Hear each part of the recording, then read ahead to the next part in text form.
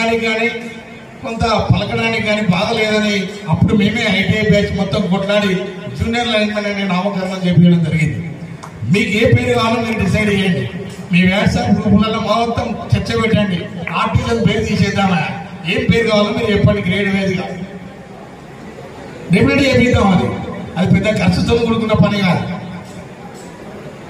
కానీ మారాల్సింది పేరు కాదు, మారాల్సింది మన ఫెసిలిటీస్, మన హక్కులు, మన సౌకర్యాలు మారాలి.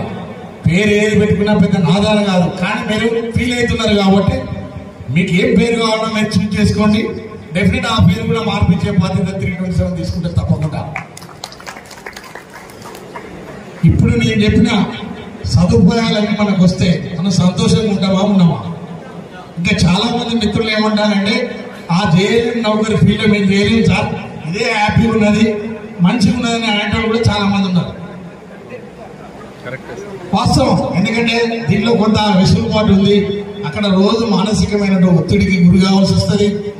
రోజు నిరంతరం కన్జ్యూమర్ సేవ చేయాలి కాబట్టి అటు కన్జ్యూమర్స్ తోని ఇటు ఆఫీసర్స్ తోని ఇప్పుడు వచ్చినటువంటి ఐఏఎస్ ఆఫీసర్స్ 20-30 పారామీటర్స్ ఇచ్చి ప్రతి పని కింద పనిచేసే వాళ్ళకి చేయాల్సినటువంటి పరిస్థితి ఉంది. మరి ముఖ్యంగా ఇలా యాజమాన్యాలను ఒప్పించి ఆర్టిజన్లు వేరు కాదు, రెగ్యులర్ కార్మికులు వేరు కాదు, అందరూ ఈ ఎలక్షన్ లో సమానమే అని ఇలా ₹1 కోటి ఇన్సూరెన్స్ స్కీము ఆర్టిజన్లు కూడా వర్తింపజేసినటువంటి ఘనత 327.